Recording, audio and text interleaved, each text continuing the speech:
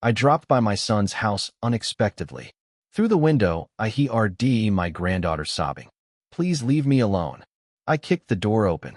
What my daughter-in-law was doing left me speechless. My name is Frank Morrison. I'm 63, retired from the oil fields, and my HRT has been patched more times than my old Ford F-150. My wife passed 5 years ago. Since then, my son Derek and his family have been all I've got. But 6 months ago, Derek stopped calling. When I called him, he was always busy. When I asked to visit, there was always an excuse. The house being painted, Lily having a fever, going out of town. A father knows when something's wrong. So I decided not to call ahead. Sometimes you have to show up unannounced to see what's really happening behind closed doors. I pulled into the driveway of their suburban Plano home at 2 in the afternoon. White colonial, 2 stories. The rose bushes my wife planted when Lily was born were gone. Ripped out. Replaced with ugly concrete statues. I walked up the front path, boots heavy on the concrete. That's when I heard a sound that cut through me like a knife. Crying. Sobbing. The kind of crying that comes from deep in the gut. Lily's voice, high and desperate. "Please leave me alone." I froze. My hand inches from the doorbell. "You need to sign this paper, Lily." My daughter-in-law Monica's voice, sharp as broken glass. "Your grandfather doesn't love you. He doesn't see about you. He only see residential about money." "That's not true," Lily wailed. "Grandpa loves me. He always sends me birthday cards. Those cards mean nothing. He's trying to buy your love. But I'm your mother. If you don't sign this, we'll lose everything.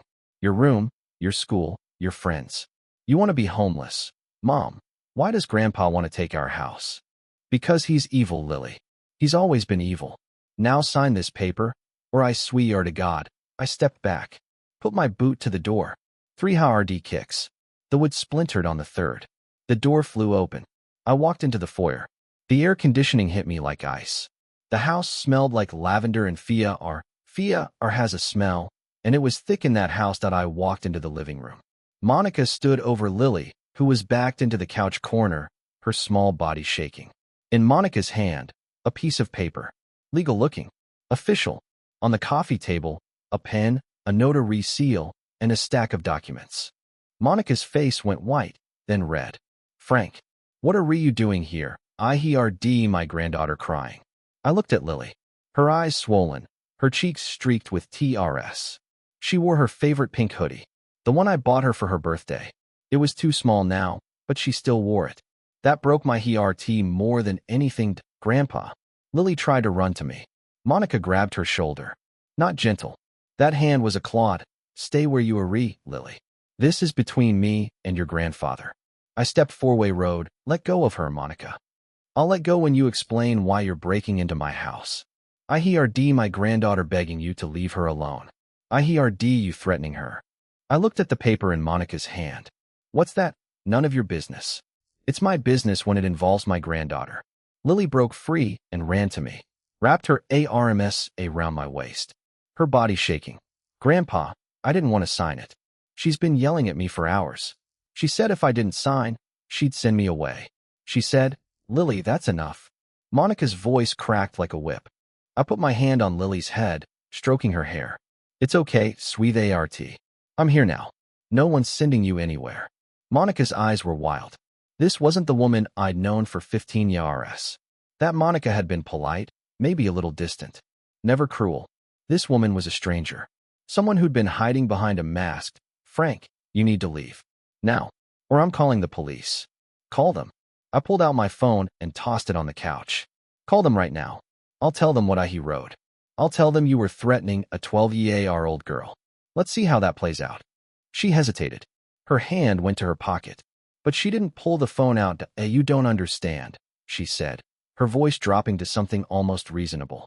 "This is about protecting our family. Derek doesn't know. He can't know. He's too weak to handle it." "Handle what?" "Your will, Frank. I know about your will. I found it in Derek's office. You left everything to Lily. Everything. The house in San Antonio, the savings, the retirement accounts. You wrote Lily in as your sole beneficiary. Cut Derek out completely." The blood drained from my face. She was right. I had done that. But not for the reasons she thought. I changed my will after Derek stopped talking to me. After he stopped letting me see Lily. I was angry. I was hurt. But it wasn't about money. It was about control. Monica snapped. You've always controlled everything. You controlled Derek his whole life. You controlled the money. You controlled the decisions. And when he finally sta root making his own choices, you punished him. That's not true. Then why did you do it? Frank, why did you cut your own son out of your will? I looked down at Lily, still clinging to me, eyes wide, SCA red. Because I thought he didn't love me anymore. Because I was stupid and hurt, and I made a mistake. Monica laughed. Cold, ugly. A mistake. You call that a mistake? You've been manipulating this family for years, Frank. You think I don't know about the $20,000 RS? You think I don't know you used that to make Derek feel guilty every time he disagreed with you? Monica, I never. Every visit, every phone call, every birthday CA road. It was all a performance. You wanted Derek to feel like he owed you. You wanted Lily to love you more than her own mother. And now you're going to pretend you're the victim. My hands were shaking. I looked at Lily and forced myself to stay calm. Lily, honey, can you go to your room for a minute? I need to talk to your mother. No. She squeezed me tighter. I don't want to leave you. She'll make me sign it. She won't. I promise. No one is making you sign anything.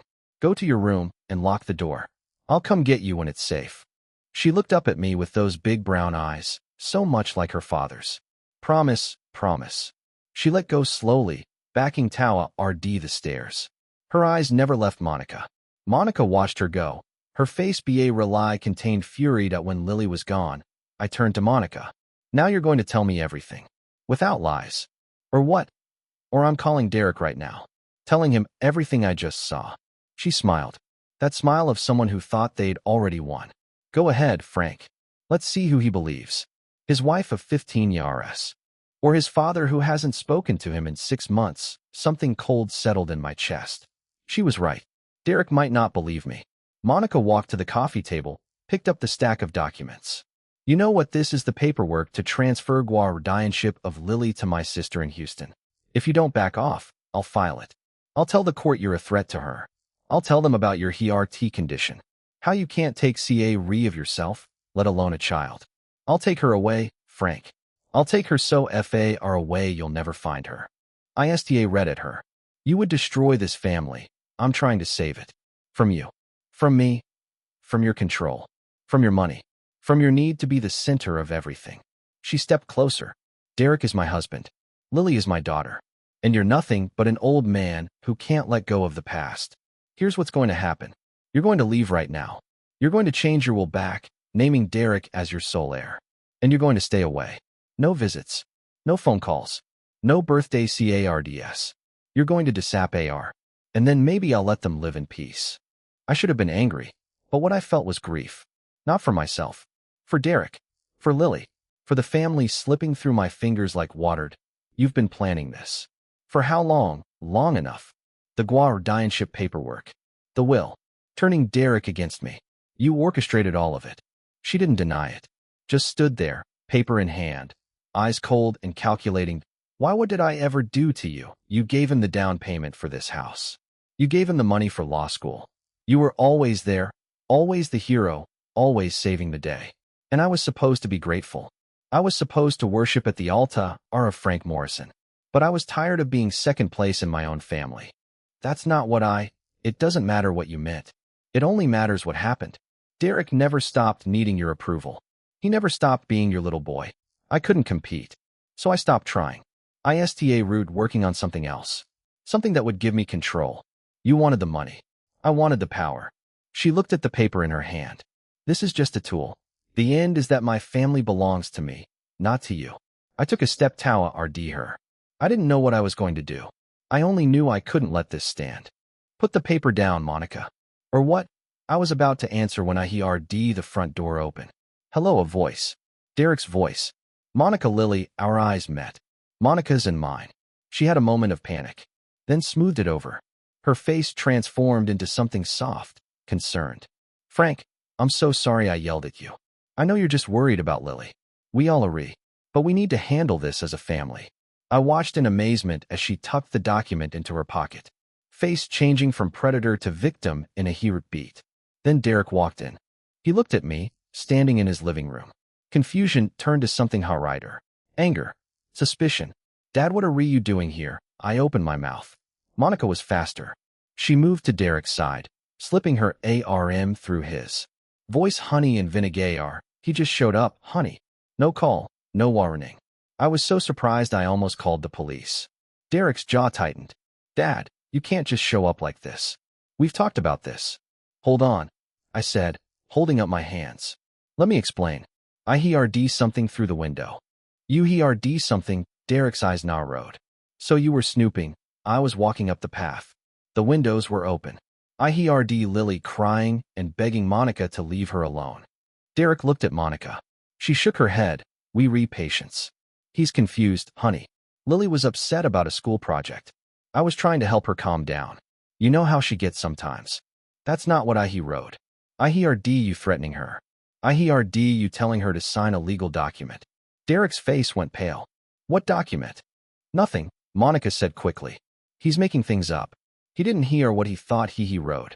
I saw the paper, Derek. She had it in her hand. Guardianship papers. She's trying to transfer custody of Lily to her sister in Houston. The room went quiet. Air conditioning hummed. Somewhere a clock ticked. Derek pulled his arm away from Monica. Monica, what is he talking about? Something flickered in Monica's eyes. Just a moment, the mask slipped.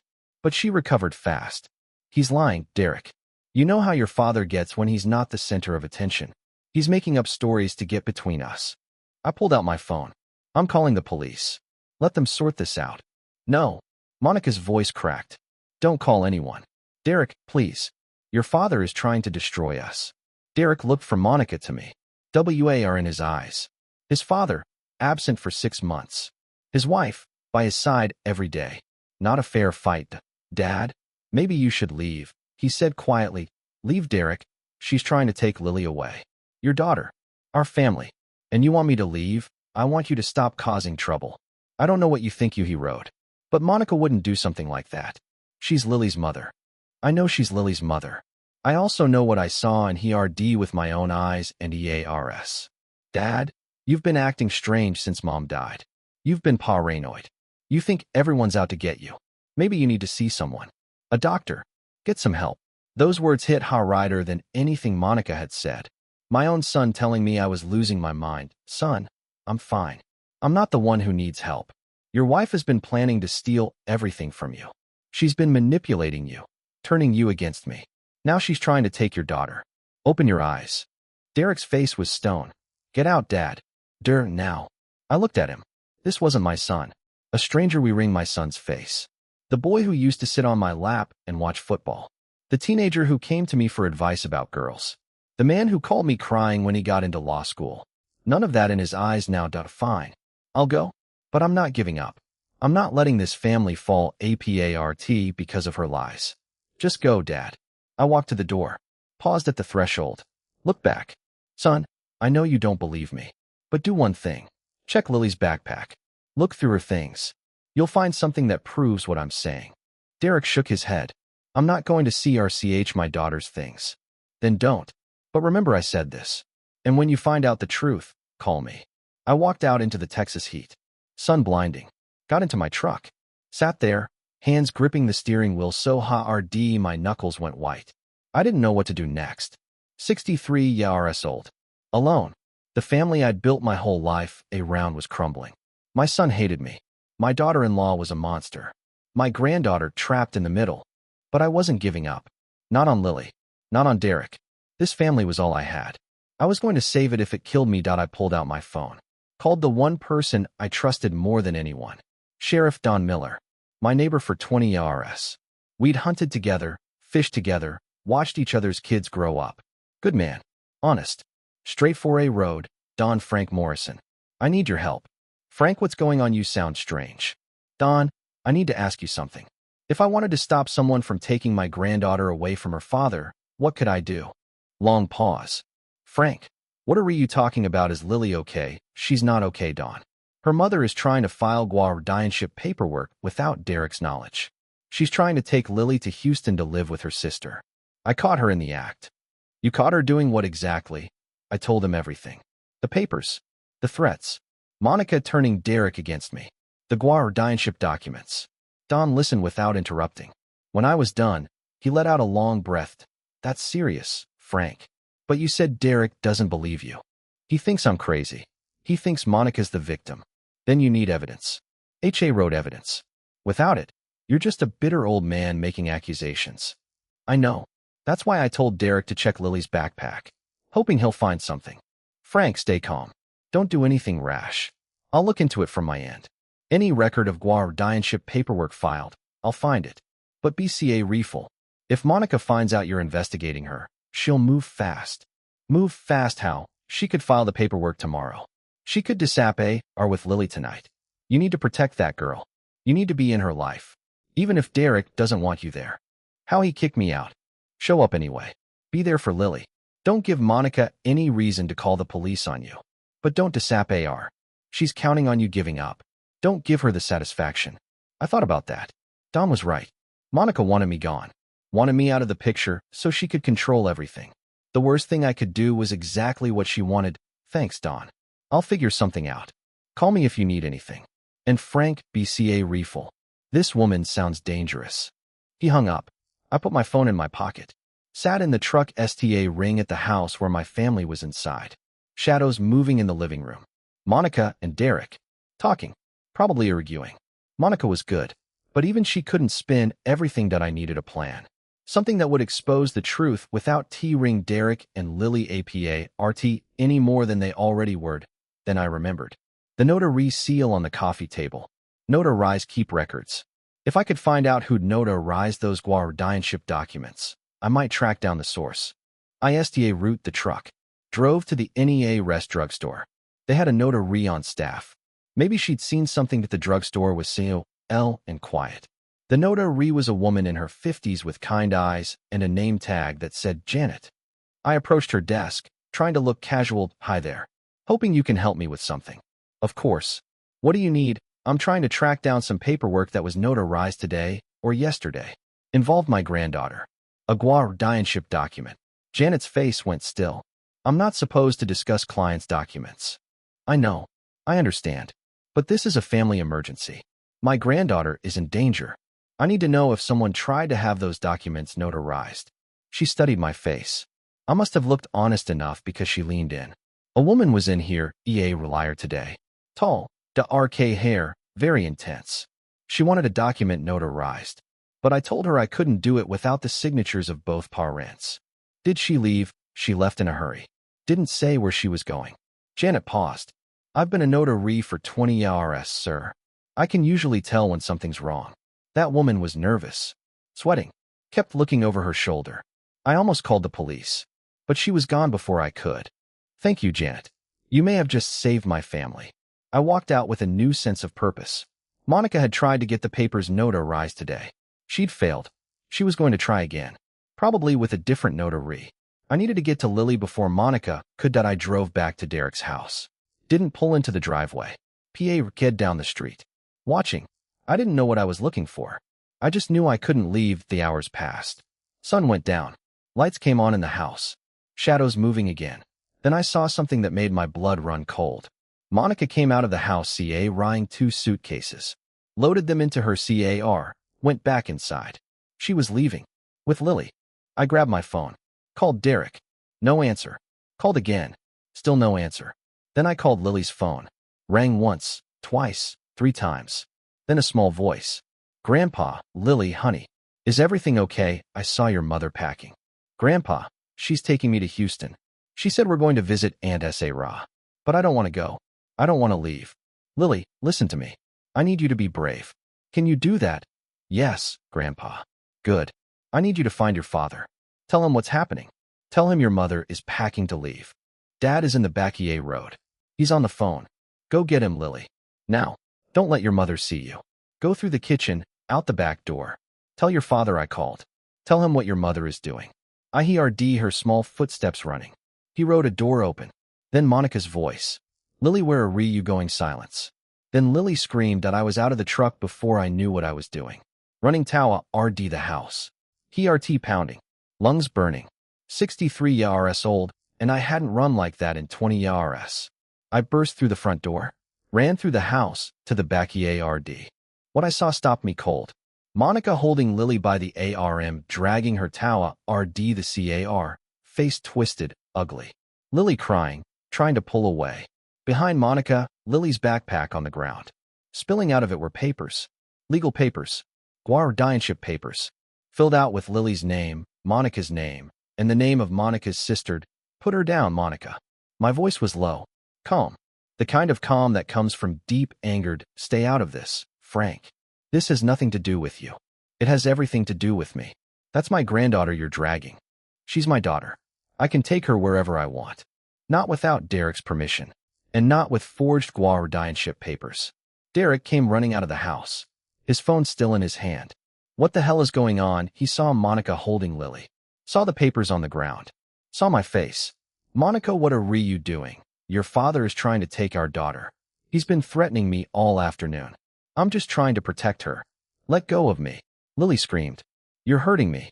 Derek looked at the papers on the ground, bent down and picked one up. His face changed as he read it.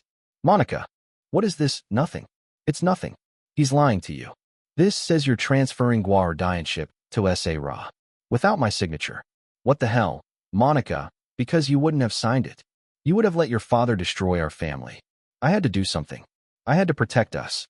Protect us from what? From him. Monica pointed at me.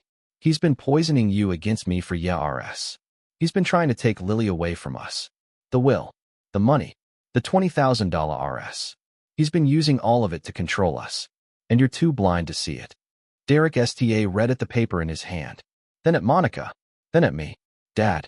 Is this true? Did you change your will? I nodded slowly. Yes. But I was wrong. I already told Monica that. I made a mistake. I was angry and hurt. But that doesn't change what she's doing right now. She's trying to take Lily away. Because I have to. Monica's voice was desperate now. If I don't, he'll destroy everything. He'll take Lily away from us. He'll take our house, our money. You don't understand what he's like, Derek. You only see the good pa RTS. I see the real him. The manipulator. The controller. The man who can't let go. Lily was crying. HA wrote. Her whole body shaking. Derek looked at his daughter. Then at his wife. Then at me. I could see him trying to process everything. The papers. The accusations. The screaming Lily, he said, his voice quiet. Come here. Monica held on tighter. No. She's staying with me. Lily, come here now. Lily pulled away from Monica. HA Road. Monica tried to hold on, but Lily was stronger than she looked. She ran to Derek. Threw her arms around him. Daddy, I didn't want to go. She made me pack. She said Grandpa was evil. She said we had to leave before he took everything. But I don't want to leave. I don't want to go to Aunt S.A. Ross. I want to stay here. Derek wrapped his arms around his daughter. Looked at Monica. Get inside. We're going to talk. Alone. Monica's face was white. Derek, please. You have to understand. I said get inside. She walked back into the house. Slow, like she was walking to her own execution. Derek looked at me. Dad. Wait here. I'll be back. Then he followed her in. I stayed in the backyard with Lily. She was still crying. I knelt down beside her. Wiped the TRS from her face. It's okay, sweet ART. Your daddy's going to sort this out. Everything's going to be okay. Grandpa, I'm SCA Red. I know, honey. But you're brave. Braver than you know. And I'm not going anywhere. I promise. She hugged me. Tight. I held her and waited. The minutes stretched like hours. I could hear voices inside. Derek's voice. Monica's voice. Getting louder. Then quieter. Then silence. Finally, Derek came back out. His face was tired. His eyes were red. It's done, he said quietly. She's leaving. Tonight. I told her to pack her things and go. Son, don't. Just don't. He looked at me. You were right. About everything. I found the papers in Lily's backpack. Monica had been planning this for weeks. She was going to take Lily to Houston tomorrow. I would have never seen her again. I stood up. I'm sorry, son. I'm sorry I didn't tell you sooner. I'm sorry I was so angry that I changed the will. I was wrong. Derek shook his head. You were wrong about the will. But you were right about Monica. I was blind. I didn't want to see what was right in front of me. Takes a man to admit when he's wrong. Takes a bigger man to forgive. He looked at Lily, still holding on to me. Lily, sweet ART, Grandpa's going to stay for dinner. Is that okay? Lily nodded. Can he stay forever? Derek smiled. A real smile. The first one I'd seen on his face in a long time. We'll see about forever. But tonight, he's staying. I felt something loosen in my chest. Something I'd been holding tight for 6 months. I reached out and put my hand on Derek's shoulder. He didn't pull away. Son, I know I'm not perfect. I know I've made mistakes. But I love you. I've always loved you. And I love Lily. I'd do anything for this family. I know, Dad. I know. Monica came out of the house with a suitcase. She didn't look at any of us. Just walked to her car, drove away. And I watched her go. That woman who tried to destroy my family. She was gone. But the cars she left behind were still there. Derek and I sat in the backyard as the sun went down. Lily curled up on my lap, half asleep. And we talked. Really talked. For the first time in 6 months. Dad, when you changed the will, I already said I was sorry. I was angry. I felt like I was losing you. But that was wrong. I should have talked to you. I should have fought for us instead of punishing you. Derek nodded. I should have called. I should have listened when you tried to tell me about Monica. But I didn't want to see it. I didn't want to believe I'd ride someone like that. You didn't know? None of us knew. She hid it well. Too well. He looked at Lily. She's all I have left now. You've got me too, son. And you've always got me. That's not going to change. We sat in silence for a while. The stars came out. The Texas sky was big and endless. And for the first time in a long time, I felt like I was home. You know, Derek said, I used to think you were too hard on me. When I was a kid, all the rules, all the expectations. I thought you wanted me to be someone I wasn't. I looked at him. I wanted you to be the best version of yourself. I know I pushed too hard sometimes. I know I made mistakes. But I was trying to give you what I never had. What's that? A father who read. My old man walked out when I was 10. I never saw him again. And I swore I'd never do that to my kids. I'd stay. I'd fight. I'd be there for every school play, every soccer game, every broken heart.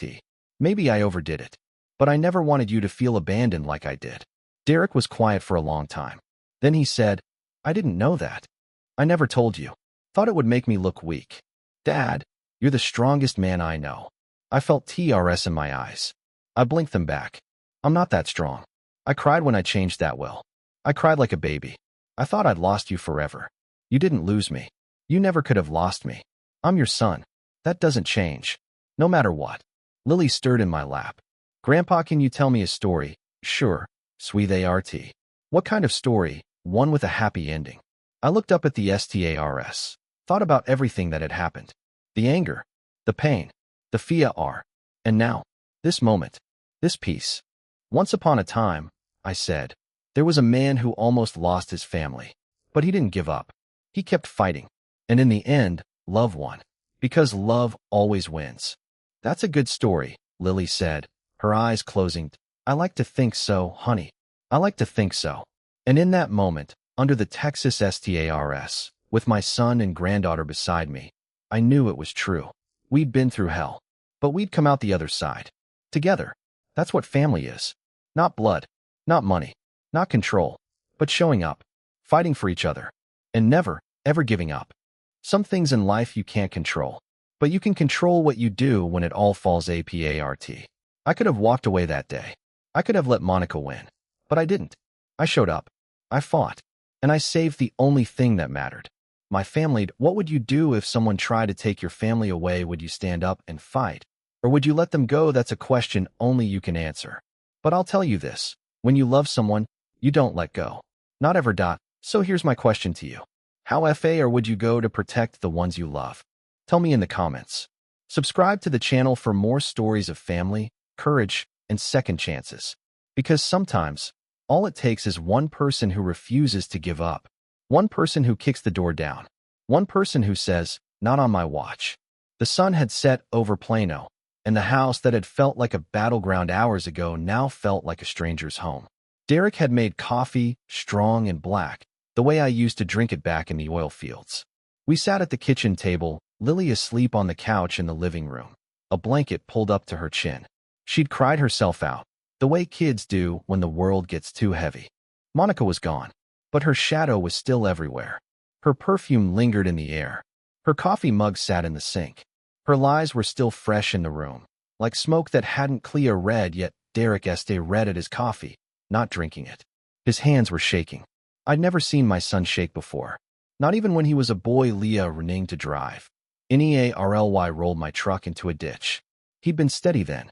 Now he was falling apart right in front of me. Dad, I don't know what to do next.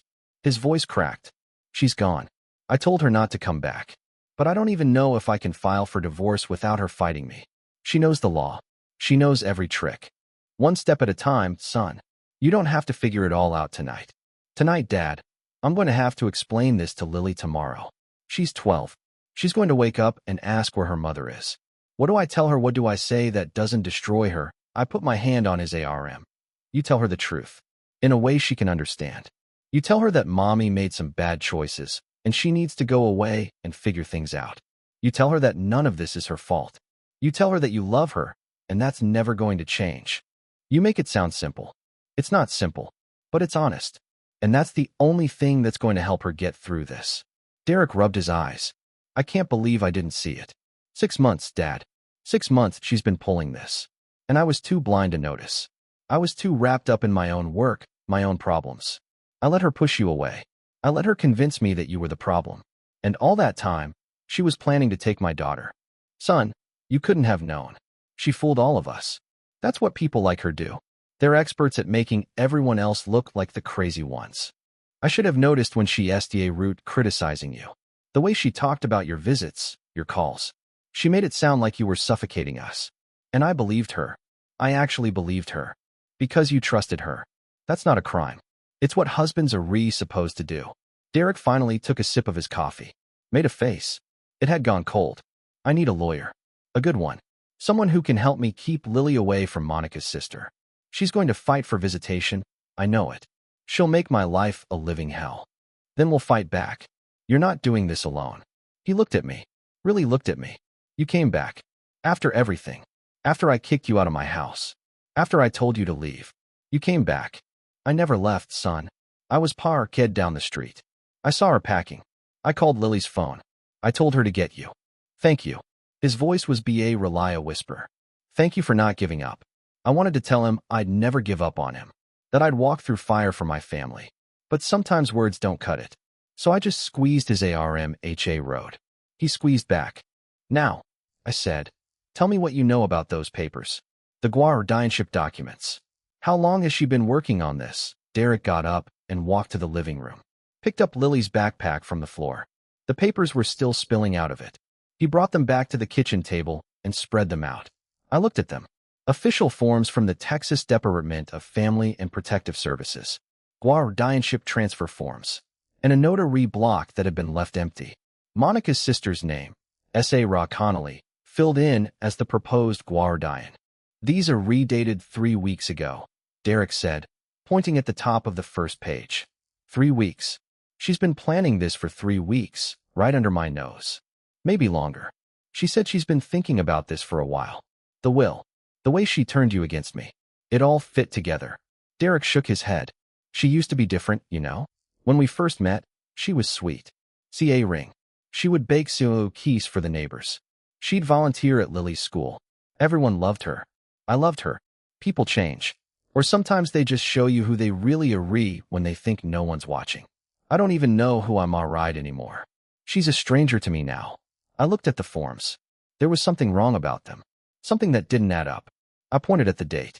She filed these 3 weeks ago, but she still hadn't gotten them notarized today. Why the delay? Derek studied the forms. I don't know.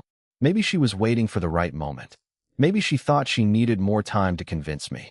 Or maybe she couldn't find a notary who would do it without both parents' signatures. I talked to a notary at the drugstore today. Janet. She said a woman matching Monica's description came in liar, trying to get a document notarized. Janet turned her away. Said she wouldn't do it without both parents' signatures. Derek's eyes narrowed. So Monica tried and failed. She was desperate. That's why she packed up and tried to leave tonight. She knew I was onto her. She knew she had to move fast. And she almost got away. If you hadn't called Lily's phone, she would have been on the road to Houston by now. I would have come home, and Lily would have been gone. I didn't say anything. I didn't need to. The truth was hanging in the air between us. What do I do now? Derek asked. Do I call the police? You could. But right now, you need a lawyer. You need someone who knows family law inside and out. Someone who can make sure Monica can't take Lily anywhere. I know a guy. Richard Road Channing. Used to work with him at the firm. He's one of the best family lawyers in Dallas. Then call him. First thing tomorrow morning. Derek nodded. I will. But Dad, there's something else. Something I need to tell you. He looked uncomfortable. The same way he'd looked when he was 16 and had to tell me he'd crashed my car. The same way he'd looked when he was 23 and told me he was getting my ride. Go ahead, son. You can tell me anything. I found something else in Lily's backpack. A letter. From Monica. To her sister. A letter here. Read it. He pulled a folded piece of paper out of his pocket. Handed it to me. I opened it, and sta root reading. The handwriting was neat, precise. Monica's handwriting. The letter was addressed to S.A. Ra. S.A. Ra. A asterisk by the time you read this. Lily should be on her way to you. Don't let Frank anywhere near her. He's dangerous. He's been manipulating Derek for years. And I'm afraid he's going to try something to get Lily away from us. You need to protect her. You need to keep her safe. Asterisk. Asterisk. I've included all the documentation you need. Guardianship papers, medical records, school records. Everything's there. If anyone asks, tell them I had to leave suddenly for work reasons. Tell them it's temporary. Tell them whatever you need to say. Just don't let Frank NEA or Lily. He's the reason all of this is happening. He's why I have to do this. Asterisk. Asterisk. I'm doing this to protect my daughter. I hope you understand. I'll call you when I can. Stay safe. Watch out for Frank Morrison. He's not the man everyone thinks he is. Asterisk. Asterisk love. Asterisk. Asterisk Monica. Asterisk. I read at the letter. My hands were shaking again, but this time it wasn't from fear, or anger. It was something else. Something colder. She wrote this, I said. She wrote this whole thing. Made up a story about me being dangerous. Just to justify taking Lily. That's not the worst part, Derek said. Look at the date on the letter. I looked. The date was from 3 months ago. 3 months. She'd been planning this for 3 months. Longer than the guardianship papers. Longer than any of it. 3 months, I said. She was laying the groundwork that long ago. Writing letters. Building a story. Making me look like the villain. She was setting you up, Dad. In case anyone asked questions. In case the police got involved. She had a whole story ready. You were the dangerous grandfather. You were the threat. And she was the protective mother trying to save her daughter. I put the letter down. Felt something shift in my chest. Son, if she'd gotten Lily to Houston, and I'd tried to get her back, this letter would have been used against me. They would have believed her. Everyone would have believed her. I know. That's what she was counting on. We sat in silence for a long moment. Then Derek said, she played us both. She played me like a fiddle. And she would have gotten away with it if you hadn't shown up today. I almost didn't. I almost listened to her when she told me to leave. I almost gave up. But you didn't. No, I didn't. I folded the letter and put it in my pocket. We need to keep this. And we need to take it to your lawyer. It's evidence. It proves she was planning this long before today. Derek nodded. I'll keep it somewhere safe. Somewhere she can't find it if she comes back. She won't come back. Not tonight. She's too smart for that. She'll regroup. She'll come up with a new plan. She's not going to give up that easily. Then we need to be ready. I looked at my son. The bags under his eyes. The way his shoulders slumped. He was exhausted. Emotionally drained. But he was still fighting. That was the Derek I remembered. The boy who'd get knocked down in a football game and keep getting up.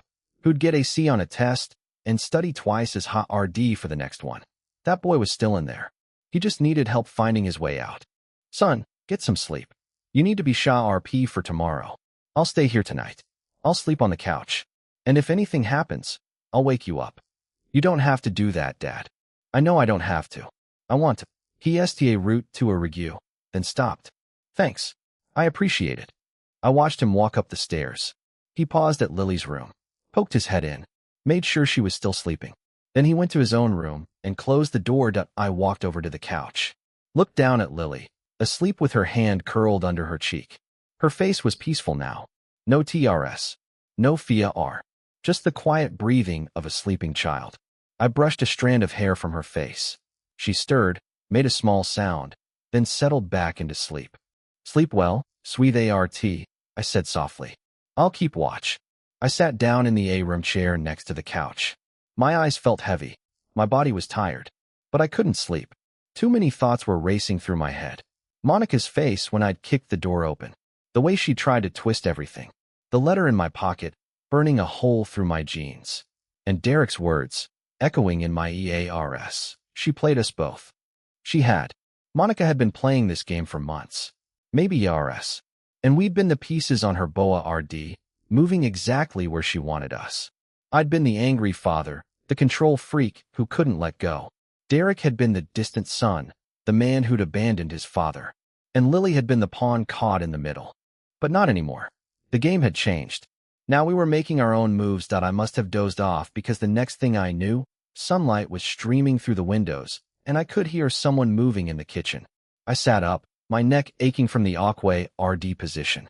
Lily was still asleep on the couch, the blanket tangled around her feet. I pulled it up over her and walked to the kitchen. Derek was at the stove, making pancakes. His eyes were red-rimmed, and he looked like he hadn't slept at all. But he was moving. He was doing something. That was progress. Morning, Dad. Morning, son. How long have you been up? Couple hours. Couldn't sleep. So I decided to make breakfast. Lily likes pancakes. Those smell good. They're probably burnt. I was distracted. I looked at the pan. The pancakes were perfect. Golden brown. Derek had always been a perfectionist. Even when he was stressed, he did things right. Sit down, I said. I'll take over. You don't have to do that, Dad. I know, but I want to. Same answer as last night. He handed me the spatula. I flipped a pancake onto his plate. He took a bite, and something in his face relaxed. Just a little. Thanks, Dad. I needed this. You needed food, I said. You need a lot of things, but food is a good place to start. Lily wandered into the kitchen, rubbing her eyes. She was wearing the pink hoodie again. She looked small and confused, the way kids do when their world has shifted overnight. Morning, sweetheart, I said. Pancakes, she nodded. Where's Mom? Derek and I exchanged a glance. We'd talked about what to tell her, but nothing prepare you for the moment. She's gone. Honey, Derek said gently. She had to leave. It's complicated. Lily frowned. Is she coming back? I don't know, sweetheart. I don't think so. Not for a while. Lily was quiet for a moment. Then she asked, did she leave because of me? No, baby. No. She didn't leave because of you. She left because she had some things to figure out. Adults have problems sometimes. And sometimes they make bad choices. But none of this is your fault. Do you understand? Lily nodded slowly. Grandpa's not evil, right? No, honey. Grandpa is not evil. Grandpa is the best man I know. And he loves you more than anything in the world. Lily looked at me. Grandpa. Yes, sweetheart. Can I sit with you? Of course you can. She climbed onto my lap and put her head against my chest. I felt her small body relax as I wrapped my arms around her. Derek brought over a plate of pancakes and set it on the table. We ate in silence. It wasn't comfortable, but it was something. After breakfast, Derek made his phone calls. I heard him talking to the lawyer, Richard Channing. They set up an appointment for later that day. Then he called the school to tell them Lily wouldn't be coming in. Then he called his boss and took some time off. I stayed with Lily. We watched CA returns on the couch. She wasn't really watching, I could tell. She was just sitting there, STA ring at the screen, thinking, Grandpa, is my mom mad at me? No, sweetheart. She's not mad at you. Then why did she try to take me away? I took a deep breath. This was the RD party. The party where I had to be honest without breaking her RT. Your mom made some choices that weren't very good. And sometimes when people make bad choices, they hurt the people they love. She probably thought she was protecting you. But she was wrong. She didn't protect me. She SCA read me. I know, honey. And I'm sorry she SCA read you. But you're safe now. Your daddy and I are going to make sure no one ever SCA residential you like that again. Lily nodded. Will you stay? Grandpa, will you stay with us? For as long as you need me, sweetheart. I'm not going anywhere. I held her tighter and watched the CA returns. The bright colors and silly voices seemed wrong, out of place with everything that was happening. But Lily needed normal. She needed routine. So I let her watch. Later that afternoon, Derek came home from his lawyer appointment. He looked better than he had this morning. Not good, but better. Richard RD says we've got a strong case, he said. The guardianship papers weren't properly notarized. The letter proves she was planning to take Lily out of state without my knowledge. And the fact that she was threatening Lily to sign the papers is a huge red flag. He says we should be able to get a restraining order against Monica. Keep her away from Lily. That's good. That's real good. But there's a catch. Richard Road says if Monica contests the divorce, she could drag it out for IRS. She knows the system inside and out. She could make our lives a living hell. Then we make sure she can't contest it. We offer her a deal. Something she can't refuse. What do you mean? I'd been thinking about this all morning. She's greedy, son. She wants money. She wants control. But she also wants to save face. If you offer her a settlement, something reasonable, she might be willing to walk away without a fight. What kind of settlement? Give her the house. Give her the CAR. Give her whatever she wants. As long as she gives you full custody of Lily. Derek looked shocked. Dad, I can't do that. I'll lose everything. You'll lose everything if you fight her in court too. But at least this way, you keep Lily. That's the only thing that matters. Everything else can be rebuilt. He was quiet for a long time. I watched him process what I'd said. I knew it was a lot to take in, but I also knew it was the right move. She'd take the deal, he said slowly. She's always been about the money. Then give her the money. Cut your losses. Focus on Lily. Dad, that's the SMA rudest thing I've heard in months. I smiled. I have my moments. We made a plan. Derek would talk to his lawyer tomorrow and draw up an offer. He'd give Monica the house, the CAR, and a lump sum of cash. In exchange, she'd sign over full custody and agree to a no-contest divorce. It was a hard pill to swallow, but it was better than losing Lily. That the days that followed were strange. Quiet in a way I hadn't expected. Monica didn't call, didn't come by. It was like she'd vanished into thin air. Part of me was relieved, but part of me was on edge. People like Monica didn't just give up. They adapted. They found new ways to fight. I stayed at Derek's house, slept on the couch, made breakfast, took Lily to the park, helped her with her homework. It felt good to be useful. It felt good to be needed. Derek and ISTA root talking again. Really talking. About his work. About his marriage. About the things he'd been too red to tell me before. You know, he said one evening as we sat on the back porch, watching the sun go down. I always thought you'd be disappointed in me. If I told you how hard things were with Monica. Disappointed. Son, I've never been disappointed in you. I've been angry. I've been frustrated. I've been worried. But never disappointed. Even when I didn't call, even then. I knew something was wrong. I knew it wasn't you. It was her. I just couldn't prove it. I should have trusted you. I should have listened. You were being a good husband. You were trying to make your marriage work. That's not a crime. It sure feels like one now. I put my hand on his shoulder. Son, you're going to make mistakes. You're going to mess up. We all do. The trick is running from them and forgiving yourself. How do you forgive yourself for something like this? One day at a time. One moment at a time. It gets easier. I promise. We sat in silence, watching the stars come out. The Texas sky was big and endless, and it felt like all the problems in the world were somewhere else. Wait, Dad, can I ask you something? Anything. When Mom died, you were alone. For IRS. How did you do it? I thought about my wife. The way she'd smiled. The way she'd laughed. The way she'd held my hand on the porch just like this, watching the stars. One day at a time, I said. One moment at a time. It wasn't easy. Some days I didn't think I'd make it. But I had you. I had Lily. And I knew you needed me. So I kept going. You kept going for us. I kept going for all of us. That's what family does. He was quiet for a long time. Then he said, I love you, Dad. I love you too, son. That night, I went to bed feeling lighter than I had in months. The weight was still there. The fear, the uncertainty. But it was manageable. Because I wasn't rying it alone. I woke up in the middle of the night to a sound. A soft creak. Someone was moving around downstairs. I got up quietly. Grabbed the baseball bat I'd been keeping by the couch. Walked down the stairs. The living room was dark, but I could see a figure standing by the window. It was Monica. She was wearing a black jacket, and she had a key in her hand. The key to the front door. She'd come back. What are you doing here? I asked. My voice was low, steadied as she spun around. Her eyes were wild, desperate. I came to see my daughter. Not tonight. You need to go. This is still my house, Frank. You can't keep me out. Actually, I can. Derek filed a restraining order. You're not supposed to be here. She laughed. A cold, sharp sound. He can't keep me away from my own daughter. The law can. And it will. She took a step toward me. You think you've won, don't you? You think you've saved the day, swooping in like some kind of hero. But you haven't won anything. I'll get Lily back. One way or another, I'll get her back. Monica, you need to leave. Now, before I call the police. She smiled. That ugly smile I'd seen before. Go ahead. Call them. Let's see what happens when they find out you're trespassing in my home. This is Derek's home, not yours. It's my home too. And I'm not leaving. I pulled out my phone. STA route to dial. She lunged for it, trying to knock it out of my hand. I pulled back.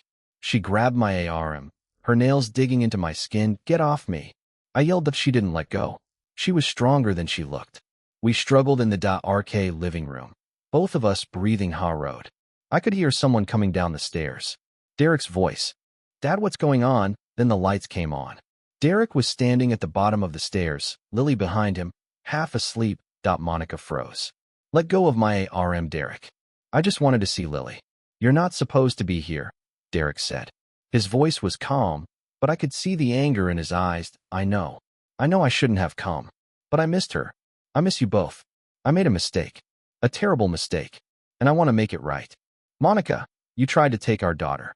You threatened her. You lied to me about everything. How do I trust you after that? You can't, she said. But you can give me a chance. One chance. Please. Derek looked at me. I shook my head. She couldn't be trusted. She'd shown us who she really was. I want you to leave, Monica. And I want you to stay away. If you want to see Lily, you can do it through a court. That's the only way. Derek, please. I'm going to count to 5.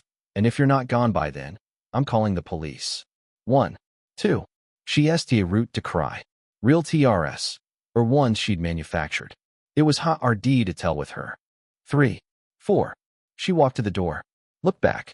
This isn't over, Derek. I'll fight you for her. I'll fight you until my last breath. 5. She went out. The door closed behind her. The lock clicked. I watched her walk to her car and drive away. Derek turned to me. She's going to make this hard. She's going to make it as hard as she can. I know, son. But we're ready for her. Lily came down the stairs, rubbing her eyes. Daddy, was that Mom? Yes, honey. But she's gone now. You're safe. She wrapped her arms around Derek's legs. Please don't let her take me away. I won't, Lily. I promise. I'll never let anyone take you away. I watched them stand there, father and daughter, holding on to each other like they'd never let go. And I knew, in that moment, that everything was going to be okay.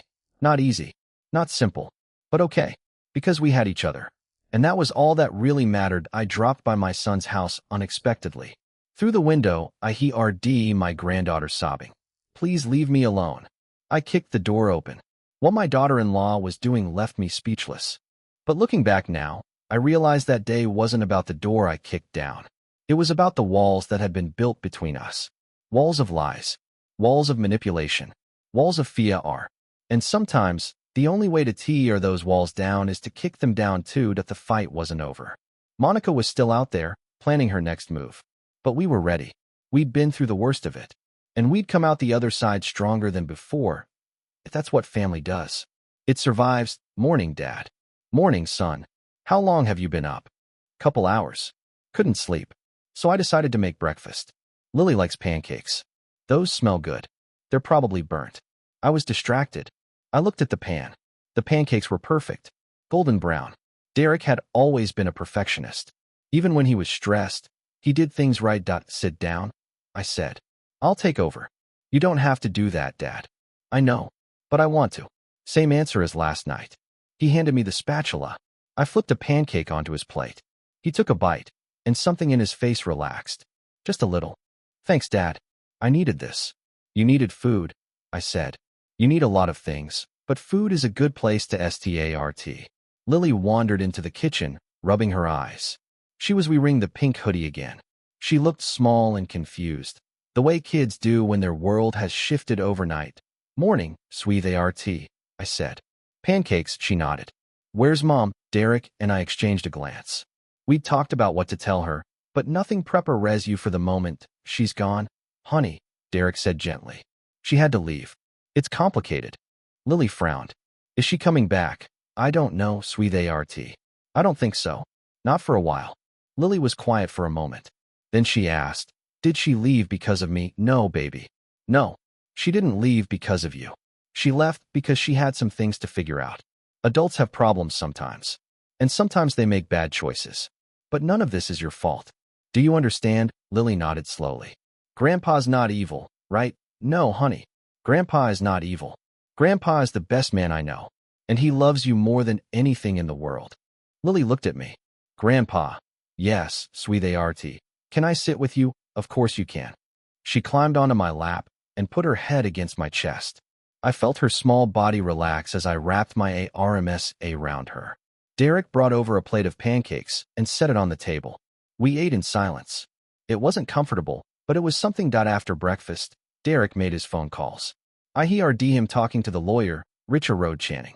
They set up an appointment for later that day. Then he called the school to tell them Lily wouldn't be coming in. Then he called his boss and took some time off. I stayed with Lily. We watched CA returns on the couch. She wasn't really watching, I could tell. She was just sitting there, STA ring at the screen, thinking, Grandpa, is my mom mad at me? No, sweetheart. She's not mad at you. Then why did she try to take me away? I took a deep breath. This was the hard part. The part where I had to be honest without breaking her heart. Your mom made some choices that weren't very good. And sometimes when people make bad choices, they hurt the people they love. She probably thought she was protecting you. But she was wrong. She didn't protect me. She SCA read me. I know, honey. And I'm sorry she SCA read you. But you're safe now. Your daddy and I are going to make sure no one ever SCA residential you like that again. Lily nodded. Will you stay? Grandpa, will you stay with us? For as long as you need me, sweetheart. I'm not going anywhere. I held her tighter and watched the CA returns. The bright colors and silly voices seemed wrong, out of place with everything that was happening. But Lily needed normal. She needed routine. So I let her watch. Later that afternoon, Derek came home from his lawyer appointment. He looked better than he had this morning. Not good, but better. Richard says we've got a strong case, he said. The guardianship papers weren't properly notarized. The letter proves she was planning to take Lily out of state without my knowledge. And the fact that she was threatening Lily to sign the papers is a huge red flag. He says we should be able to get a restraining order against Monica. Keep her away from Lily. That's good. That's real good. But there's a catch. Richard says if Monica contests the divorce, she could drag it out for years. She knows the system inside and out. She could make our lives a living hell. Then we make sure she can't contest it. We offer her a deal. Something she can't refuse. What do you mean? I'd been thinking about this all morning. She's greedy, son. She wants money. She wants control. But she also wants to save face. If you offer her a settlement, something reasonable, she might be willing to walk away without a fight. What kind of settlement? Give her the house. Give her the CAR. Give her whatever she wants. As long as she gives you full custody of Lily. Derek looked shocked. Dad, I can't do that. I'll lose everything. You'll lose everything if you fight her in court too. But at least this way, you keep Lily. That's the only thing that matters. Everything else can be rebuilt. He was quiet for a long time. I watched him process what I'd said. I knew it was a lot to take in, but I also knew it was the right move. She'd take the deal, he said slowly.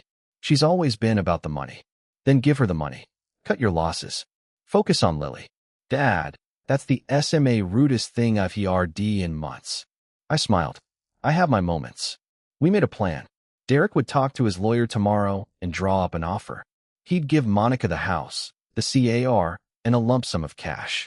In exchange, she'd sign over full custody and agree to a no-contest divorce. It was a hard pill to swallow, but it was better than losing Lily. That the days that followed were strange. Quiet in a way I hadn't expected.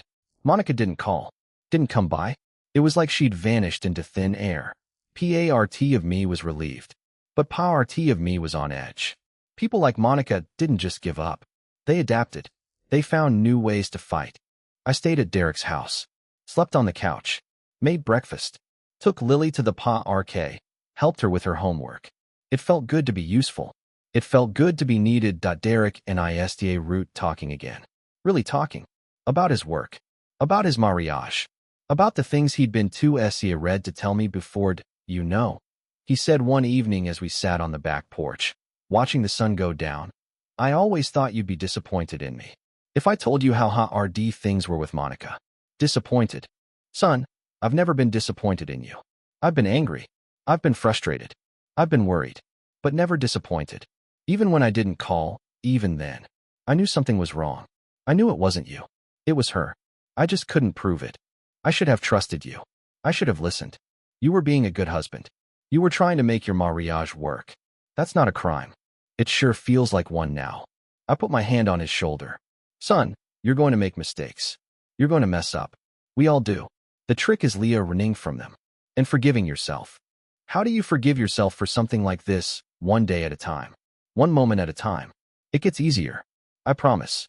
We sat in silence, watching the stars come out. The Texas sky was big and endless, and it felt like all the problems in the world were somewhere else. Wait, Dad, can I ask you something? Anything. When Mom died, you were alone. For years. How did you do it? I thought about my wife. The way she'd smiled. The way she'd laughed. The way she'd held my hand on the porch just like this, watching the stars. One day at a time, I said. One moment at a time. It wasn't easy. Some days I didn't think I'd make it. But I had you. I had Lily. And I knew you needed me. So I kept going. You kept going for us. I kept going for all of us. That's what family does. He was quiet for a long time. Then he said, I love you, Dad. I love you too, son. That night, I went to bed feeling lighter than I had in months. The weight was still there. The fear, the uncertainty. But it was manageable. Because I wasn't crying it alone. I woke up in the middle of the night to a sound. A soft creak. Someone was moving around downstairs. That I got up quietly. Grabbed the baseball bat I'd been keeping by the couch. Walked down the stairs. The living room was dark, but I could see a figure standing by the window. It was Monica. She was wearing a black jacket, and she had a key in her hand. The key to the front door. She'd come back. What are you doing here? I asked. My voice was low, steadied as she spun around. Her eyes were wild, desperate. I came to see my daughter. Not tonight. You need to go. This is still my house, Frank. You can't keep me out. Actually, I can. Derek filed a restraining order. You're not supposed to be here. She laughed. A cold, sharp sound. He can't keep me away from my own daughter. The law can. And it will. She took a step toward me. You think you've won, don't you? You think you've saved the day, swooping in like some kind of hero. But you haven't won anything. I'll get Lily back. One way or another, I'll get her back. Monica, you need to leave. Now, before I call the police. She smiled. That ugly smile I'd seen before. Go ahead. Call them. Let's see what happens when they find out you're trespassing in my home. This is Derek's home, not yours. It's my home too. And I'm not leaving. I pulled out my phone. Route to dial. She lunged for it, trying to knock it out of my hand. I pulled back. She grabbed my arm, her nails digging into my skin. Get off me. I yelled, but she didn't let go. She was stronger than she looked. We struggled in the dark living room, both of us breathing hard. I could hear someone coming down the stairs. Derek's voice. Dad, what's going on? Then the lights came on. Derek was standing at the bottom of the stairs, Lily behind him, half asleep. Monica froze. Let go of my arm, Derek. I just wanted to see Lily. You're not supposed to be here, Derek said. His voice was calm, but I could see the anger in his eyes. I know I shouldn't have come. But I missed her. I miss you both. I made a mistake.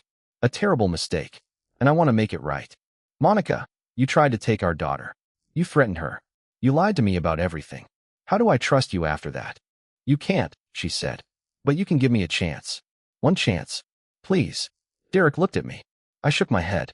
She couldn't be trusted. She'd shown us who she really was. I want you to leave, Monica. And I want you to stay away. If you want to see Lily, you can do it through a court. That's the only way. Derek, please. I'm going to count to 5. And if you're not gone by then, I'm calling the police. 1, 2. She route to cry. Real TRS. Or ones she'd manufactured. It was hard to tell with her. 3, 4. She walked to the door. Look back. This isn't over, Derek. I'll fight you for her. I'll fight you until my last breath. 5. She went out. The door closed behind her. The lock clicked. I watched her walk to her car and drive away. Derek turned to me. She's going to make this hard. She's going to make it as hard as she can.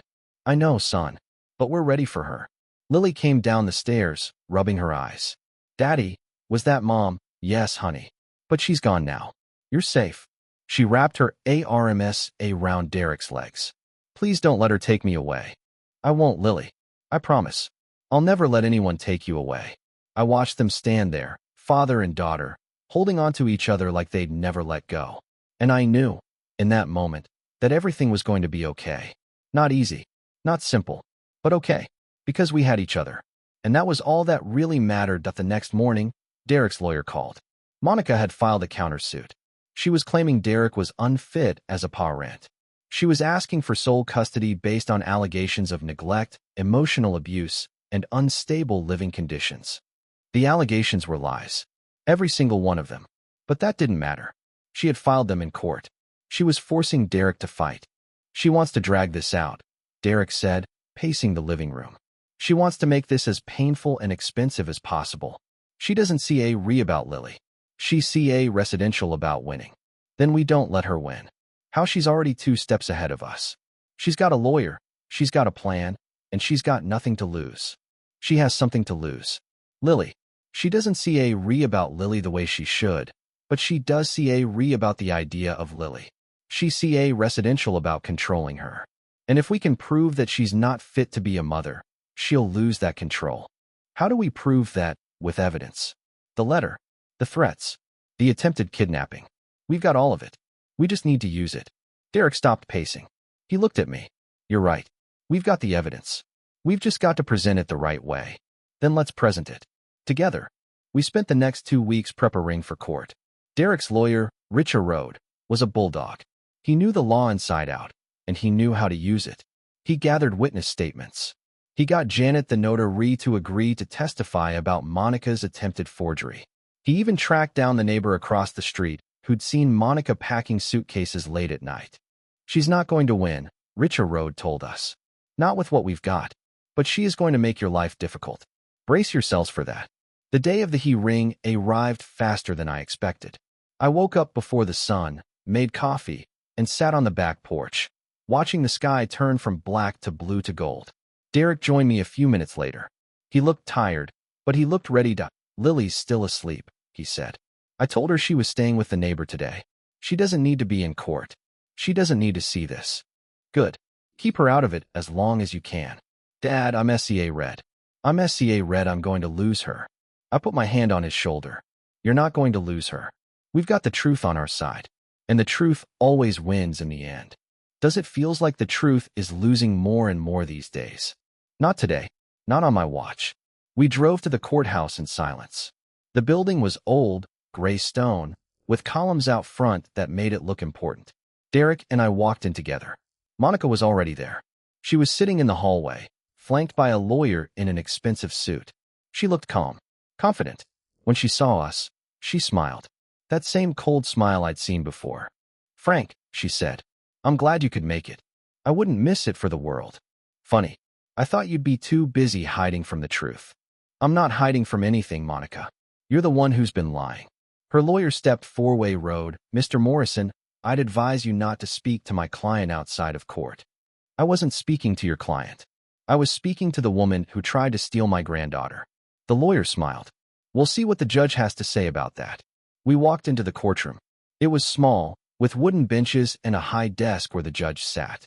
I'd never been in a courtroom before. I felt out of place, but I wasn't going to let that stop me. The judge was a woman in her 50s with gray hair and sharp eyes. She looked like she'd seen it all. Nothing surprised her. Both parties present, she asked. Yes, Your Honor. Derek said, yes, Your Honor. Monica said, let's begin then. Monica's lawyer spoke first. He painted a picture of Derek as an absent father, a man who worked too much and paid too little attention to his daughter. He brought up the unstable living conditions, which turned out to be my presence in the home. Your Honor, the lawyer said, my client's concern is for the well-being of her daughter. Derek Morrison has allowed his father, a man with a history of controlling behavior and emotional manipulation, to take up residence in the family home. This is not a stable environment for a child. I felt my jaw tighten, but I stayed quiet. It wasn't my time to speak. Furthermore, the lawyer continued, my client has been the prima re-giver for Lily Morrison for all 12 years of her life. She has been the one to take her to school, to doctor's appointments, to soccer practice.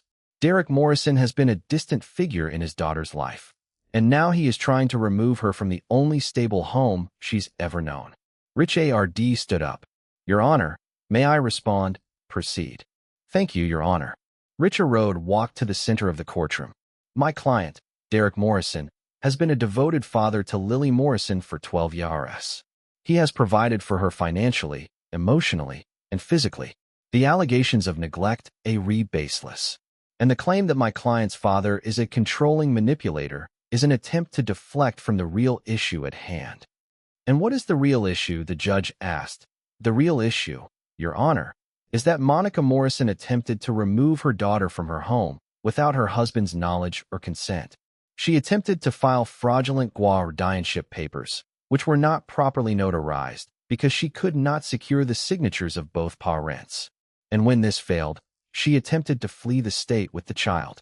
The judge looked at Monica. Is this true? Monica's lawyer answered. Your Honor, my client denies these allegations. She was acting in what she believed to be the best interest of her daughter. Believed to be, Rich Arode said. That's the key phrase, Your Honor, because what Monica Morrison believed was based on lies. She sent a letter to her sister, S.A. Ra Connolly, in which she claimed that Derek Morrison was a victim of his father's manipulation. She claimed that Frank Morrison was a dangerous man, but there is no evidence of this. None. And there is overwhelming evidence that Monica Morrison was planning to take Lily away from her father. He pulled out the letter, the one Monica had written to her sister. He handed it to the judge. This letter, Your Honor, was found in Lily Morrison's backpack. It was written 3 months before the guardianship papers were even drafted. It proves that Monica Morrison was planning to separate her daughter from her father for months. The judge read the letter. Her face was unreadable. When she finished, she looked at Monica. Mrs. Morrison, do you deny writing this letter? Monica's face went pale. Your Honor, that letter was taken out of context. How can a letter be taken out of context? The judge asked. It clearly states that you planned to send your daughter to your sister in Houston and that you intended to keep her away from her grandfather. There is no ambiguity here. Monica's lawyer scrambled. Your Honor, that letter was written during a time of emotional distress. My client was feeling threatened by her father-in-law's behavior. She was seeking to protect her daughter. From what? The judge asked. From a grandfather who sends birthday cards who shows up unannounced because he's worried about his granddaughter. I've read the file, Mr. Morrison. I've seen the evidence. Frank Morrison's only crime is caring too much about his family. I felt a lump in my throat. The judge had seen the truth. She'd seen through Monica's lies. Your Honor, Rich Arode said. I'd like to call our next witness. Janet Corcoran, a notary public who works at the local pharmacy. Janet walked to the stand. She looked nervous, but she spoke clearly. On the day in question, she said, a woman matching the description of Monica Morrison came to my desk and asked me to notarize a guardianship document. I refused because the document did not have both parents' signatures. The woman became agitated. She tried to pressure me into notarizing it anyway. I told her I would not. She left in a hurry. And did she say anything that stuck with you? Rich Arode asked. She said, you don't understand. I have to get this done today or I'll lose everything. She was crying, sweating. She was desperate. The judge leaned forward. Thank you, Mrs. Corcoran. You may step down. Janet left the stand. The judge turned to Monica. Mrs. Morrison, do you have anything to say? Monica stood up. Her hands were shaking. Your Honor, I was trying to protect my daughter. My husband's father is a manipulative man. He has been controlling my husband for years. I believe that if I didn't take action, he would destroy our family. And what about the threats to your daughter? The judge asked. The evidence shows that you were threatening Lily to sign these papers. The evidence is wrong. I never threatened her. Then why did she say you did? Because she's been brainwashed by her grandfather. The courtroom went silent. Everyone was looking at Monica. Her face was flushed, her eyes wild. She'd lost control. That the judge picked up her gavel. Mrs. Morrison, I'm going to make a ruling. I have reviewed all the evidence. The guardianship papers were filed improperly. The letter you wrote to your sister proves intent to separate your daughter from her father. And the testimony of the notary shows that you attempted to bypass legal requirements. Furthermore, The allegations against Frank Morrison are unsupported. There is no evidence that he is a danger to anyone. She paused, looking at Monica. I am granting full custody of Lily Morrison to her father, Derek Morrison. Monica Morrison will have supervised visitation only, to be arranged through the court. She is not to remove Lily from the state of Texas without prior approval, and she is ordered to pay for all attorney fees incurred during this proceeding. Monica's face went white. Your Honor, the ruling is final. Court adjourned. The gavel came down. I felt a wave of relief wash over me. It was over. We'd won. Monica stood frozen, sta ring at the judge. Her lawyer whispered something to her, but she didn't respond. She just stood there, still, like a statue. Derek turned to me. His eyes were wet. We did it, Dad. We actually did it. Of course we did. I told you the truth would win. We walked out of the courtroom together. Monica was still standing there, but we didn't look back at her. She'd made her choices. Now she had to live with them. The sun was bright when we left the courthouse. I felt lighter than I had in months. The weight was still there, but it was smaller now. Manageable. We'd been through the fire and come out the other side. Let's go get Lily, Derek said. She's going to want to hear the news. We drove to the neighbor's house in silence. Not the kind of silence that's heavy or uncomfortable. The good kind.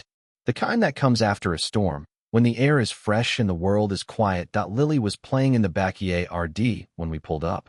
She ran to us the moment she saw the Daddy. Grandpa. She threw her arms around Derek first. Then me. Then Derek again. It's over, sweetheart, Derek said. Mom's not going to take you away. You're staying with me. Lily's face lit up. Really, really. I promise. She hugged him tighter. Then she turned to me. Grandpa, are you staying too? I looked at Derek. He nodded. For as long as you need me, sweetheart. I said that we went back to the house. It felt different now. Peaceful. Like the war was finally over and we could start rebuilding. Derek had dinner that night. Steaks on the grill. Lily helped me set the table. We ate on the back porch, watching the sun go down. It felt like the first real meal we'd had together in years. You know, Derek said, I've been thinking. I don't want to stay in this house anymore. Too many bad memories. Too much pain. I'm thinking about selling it. Finding something smaller. Maybe closer to you. I looked at him. You do that. I'd do anything for a fresh start. For Lily. For us. How about a ranch, a little place outside San Antonio? I know a property. Good land. A couple of horses. Lily could RN to ride. Lily's eyes went wide. Horses really, really sweetheart. If your daddy says yes. Derek smiled. A real smile. Not the forced kind he'd been ring for weeks. Let's do it. Let's go look at that property this weekend. I felt something loosen in my chest. The knot that had been there for months finally rooting to come undone. Grandpa, Lily said. Can you teach me to ride? I've been waiting for you to ask that for years, sweetheart. I'd love to teach you to ride. We finished dinner. I helped Derek clean up. Lily fell asleep on the couch again, the way she always did after a big day. Derek and I sat on the back porch, just like we'd been doing all week, but something was different tonight. The air felt lighter. The stars seemed brighter. Dad, Derek said, I need to tell you something. Go ahead. I'm sorry. For everything. For not calling. For believing Monica. For pushing you away when you were just trying to help. I was wrong. About all of it. I put my hand on his shoulder. I know you're sorry. I forgive you. I forgave you the moment you opened the door. That's not what I mean. I mean, I'm sorry for the person I became. I let her change me. I let her make me bitter and angry. And I took it out on you. The one person who never stopped loving me. Son, we all lose our way sometimes. The important thing is finding our way back. How do I know I won't lose it again? You will. That's the thing about life. You'll get lost again. You'll make mistakes. You'll fall down. But you get back up. That's what being a father is about.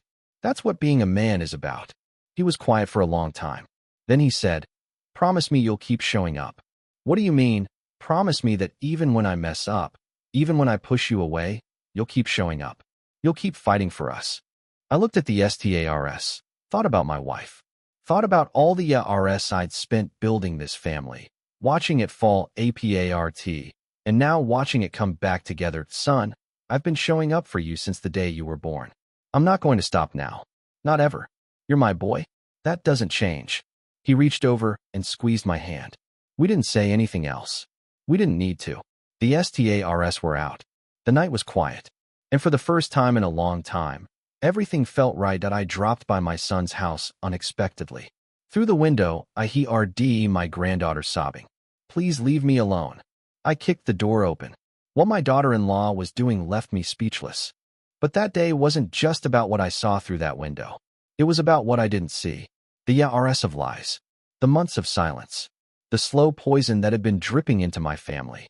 And it was about what I chose to do next. I could have walked away. I could have let Monica win. But I didn't. I kicked that door down. And I kept kicking until the truth came out that sometimes the hardest thing in the world is not walking away. It's staying. It's fighting. It's showing up over and over again until the people you love finally see the truth. And you know what? It's always worth it that the days after the ring felt like breathing fresh air after being trapped underground. The house in Plano still held memories, but they didn't sting the way they used to. Derek's route packing boxes. He'd listed the house with a realtor and found a small ranch outside San Antonio, just like I'd suggested. 40 acres, a 3-bedroom FA-room house, and a barn that needed work. It wasn't fancy, but it was ours. Or it would be. Lily was excited. She'd been looking at pictures of the property on Derek's phone every night. She'd already named the horses she hadn't met yet. One was going to be Buttercup. The other was going to be Thunder. I didn't have the heart to tell her that real horses don't always operate with the names you give them. The move was set for the end of the month. Derek had taken a leave of absence from his law firm. He said he needed time to figure things out. Time to be a father. Time to heal. I helped with the packing. Boxes and boxes of memories. Old photographs, toys Lily had outgrown, clothes that didn't fit anymore. Derek found a box of my wife's things in the attic. He brought it down and handed it to me without a word. Are you sure? I asked. She was your wife, Dad. You should have these. I opened the box. Inside were her favorite scarf, her old recipe book, and a stack of letters I'd written her when I was working in the oil fields. I'd forgotten about those letters. I root reading one, and my eyes got wet. The words were clumsy, full of misspellings, but they were honest. I told her how much I missed her, how much I loved her, how I couldn't wait to come home. She saved everything. I said, she loved you, Dad. She really loved you. I loved her too, more than I ever knew how to say. Derek put his hand on my shoulder. You said it. In those letters. You said it 100 times. I closed the box. Let's keep packing. We've got a lot to do. The next few weeks were a blur of moving trucks, cleaning supplies, and late-night conversations. We drove down to the ranch on a Saturday. The property was beautiful. Rolling hills, oak trees, a creek running through the back. The house was older, built in the 1970s, with creaky floorboards and a fireplace that hadn't been used in years. But it had good bones. It had potential. Lily ran through the front door, and Declan read the biggest bedroom hers. She picked the one with the window facing the barn. I could see her already imagining the horses she'd watch from that window. It's perfect, Derek said. He was standing on the front porch, looking out at the land. It's exactly what we needed. It's a fresh start, I said. That's what we all needed. Derek nodded. I'm going to sell the Plano house. Use the money to fix this place up. Maybe start a little farm, raise some chickens. Grow some vegetables. You've never grown a vegetable in your life, son.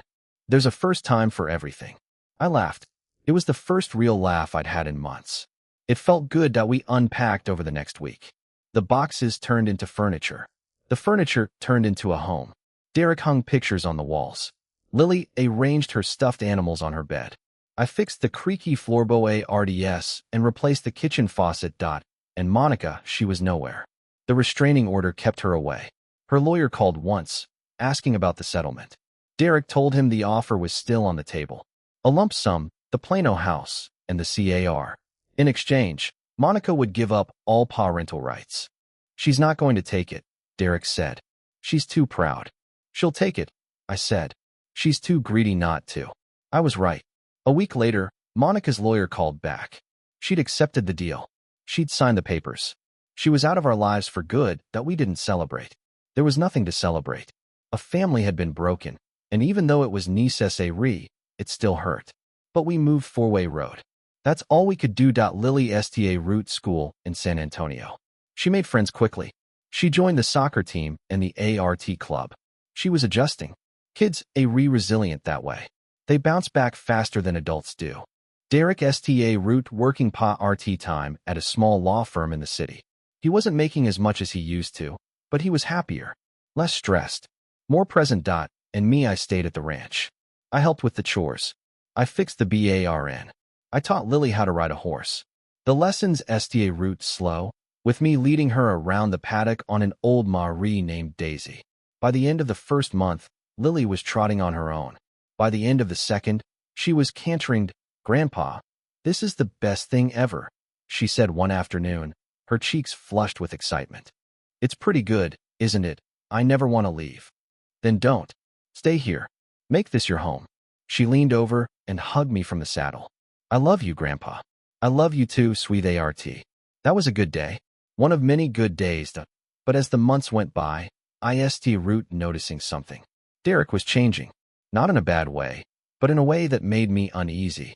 He was quieter, more withdrawn. He spent a lot of time in his room. Sta ring at his phone. He wasn't sleeping well. I could tell because I heard him pacing at night. "What's going on, son?" I asked one evening. We were sitting on the porch, watching the sunset. It had become our routine. "Nothing. I'm fine." "You're not fine. I can tell."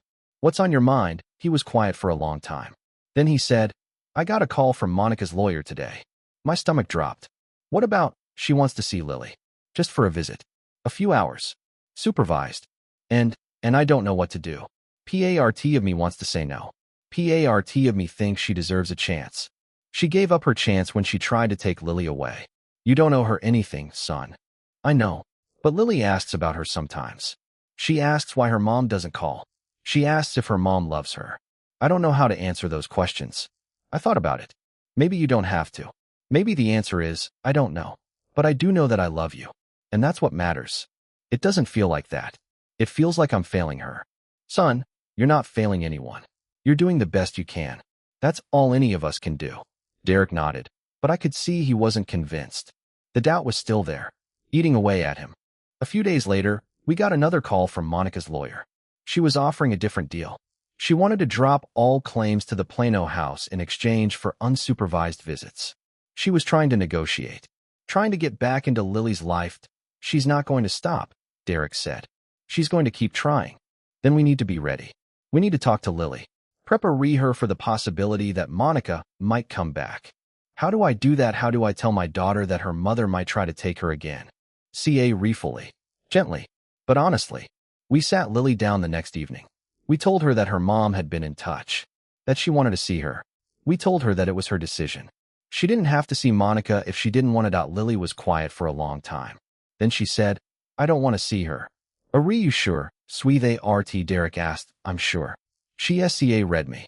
She made me feel like I was bad. And I don't want to feel that way again. Derek looked at me. His eyes were wet. "Okay, honey, we'll tell her that. You don't have to see her if you don't want to. Promise, promise." We called Monica's lawyer the next day. Derek told them that Lily had made her decision. She didn't want to see her mother. The lawyer said Monica would be disappointed. Derek said that was too bad. The line went quiet. The weeks that followed were calm, peaceful. Lily sta root school again. Derek settled into his new job, and I kept fixing things around the ranch. The barn got a new roof. The fence got a fresh coat of paint. I planted a garden in the backyard, tomatoes and cucumbers and peppers. One day, Lily came running into the house, holding something in her hands. "Grandpa, Grandpa, look what I found." It was a photograph. Old, faded. My wife and me, on our wedding day. I'd forgotten I'd left it in the barn. "Who's that?" Lily asked. "That's your grandmother.